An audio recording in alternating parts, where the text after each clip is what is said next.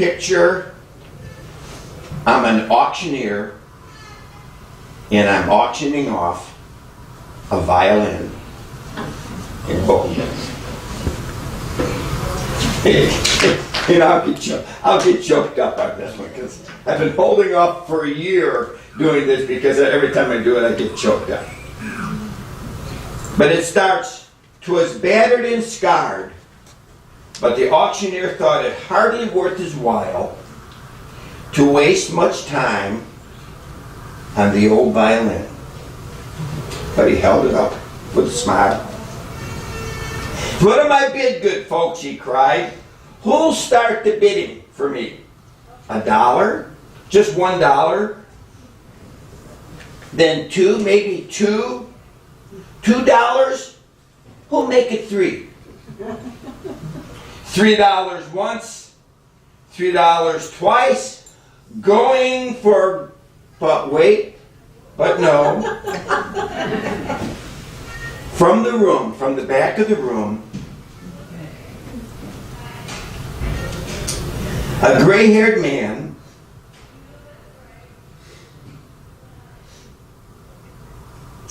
came forward and picked up the bow. Then, wiping the dust from that old violin and tightening the loose strings, he played a melody so pure and sweet as the caroling angels sing. The music stopped, and the auctioneer, now with a voice quiet and low, said, "Now what am I bid for this old violin?" And he held it up with the bow. $1,000, who'll make it $2? $2,000, who'll make it $3? Going, gone, he said. The people cheered, the people raved, but some of them said, "We don't quite understand. What changed the worth of that violin?"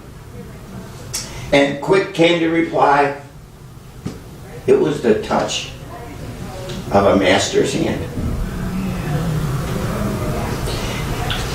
And many a man with life out of tune and battered and scarred with sin is auctioned cheap to the thoughtless crowd, much like that old violin. A mess of pottage, a glass of wine, a game, and he travels on. He is going once, going twice. He's going almost gone. But the master comes, and the foolish crowd can never quite understand the worth of a soul and the change that is brought by the touch of the master's hand. Amen? Amen. Very good.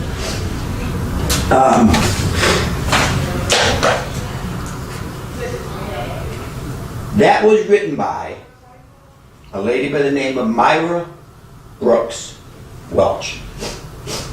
I want to say 100 years ago, but I'm not exactly sure. She had a passion for playing music and the organ.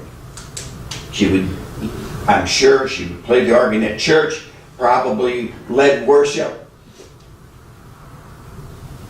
And she wrote this poem anonymously and just submitted it into a church news bulletin.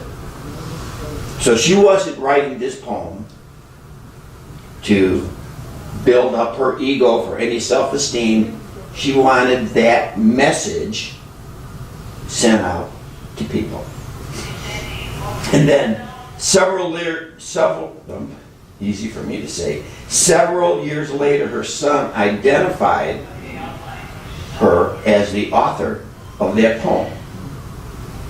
But what the world didn't know is she was battered and scarred with arthritis. Here was a woman who loved music, she loved God, she loved playing the organ, and she could not do what she loved to do, play that organ. So she would take 2 pencils and with the eraser end on a typewriter typed up this poem. And I would imagine, I didn't look, but I imagine there are other poems that she has written. This is the one that I know. Rather than be bitter about the fact that she couldn't use her hands now to play the music that she loved, she used what she had in a joyful way to touch other people's lives. Interestingly, I don't know any song that she played. I could guess. I've never heard any songs that she played, but the poem that she wrote in a very difficult time has touched many people in the world. Many people in the world. So I have 2 points. I told Brian would probably get out early. He had to get something else, another message to give. 2 points. First, we are like that old violin, in that we are battered and scarred by sin. And when we make that decision to accept Christ, He comes in, He touches us, and He makes us whole. And oh, the joy that floods our soul. Right? So that's the first. That's the first thing. I mean, that is the first thing that we need to do. That is the most important thing we ever need to do in our life, is to make that decision to follow Christ. And He will touch us. He will take us, whether we're a young violin or an old violin. He will touch us. The second point is, and I look around in here, we eventually become old violins. Right? And life is hard. I mean, every one of us aren't as healthy today as we were 30 years ago. We're not as peppy as we were 30 years ago. We can't do a lot of things we used to be able to do 30 years ago. Maybe not even 5 years ago. And we get battered physically. We get battered physically. And I want to encourage you and encourage me to think of Myra Brooks. Because she loved God. I know you love God. I know you love God. But as we go through our life, we're going to get worn down, worn down, worn down. And one of the things I told this lady, who's 103 years old, Wednesday, I said, well, God still has something for you to do, or He'd have taken you home by now. She kind of wished that God would. I said, well, find out what it is that God wants you to do and do it. That'll take you home.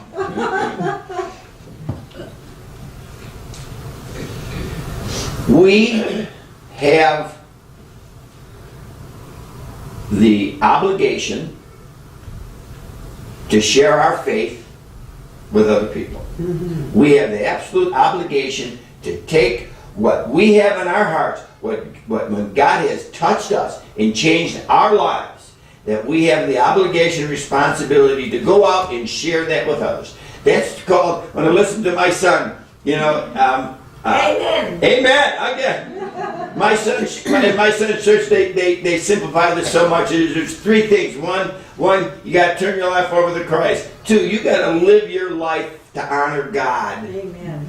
And then three, you need to grow up and share your faith with other people. That's it. I just saw a children's video today on that same thing, and that's what we need to do. We need to grow up and share our faith with other people. In thinking of Myra Brooks, I would think that when she got struck with arthritis, and she was an organ player, most likely at the church, saying, now, what can I do? God can't use me now. I can't play the organ. I don't know if she'd ever written a poem before then, but in that difficulty, she did not have bitterness or anger. She just used it as an opportunity to move on to the next thing that God had for her to do. And that's what I encourage you to do, because I think it is in the difficult times of life that we go through that we make the most difference in other people's lives. Because how they're going to see how we respond to a situation. And I'm going to guess that somebody in that church knew her, Myra, before she was crippled up. And then some years later found out, oh, she wrote that poem. She can remember she did it anonymously. It wasn't for her glory, it was for God's glory. Amen. And I think that, you got an amen, or just raising your hand, amen, Kathy? It's like a child. When they first learn to walk, they fall, they get up and go, fall and get up. Well, that's how we're supposed to be. Yes. When we fall, we gotta get up and go forward, not backward. That's right. Amen. Amen. We got 15 more minutes if you want to preach the rest of it.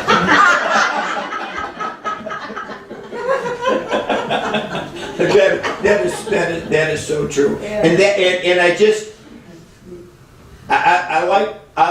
I'm a simple person. I'm a very simple person. And simply put, we need to accept Christ. We need to live our lives to honor God.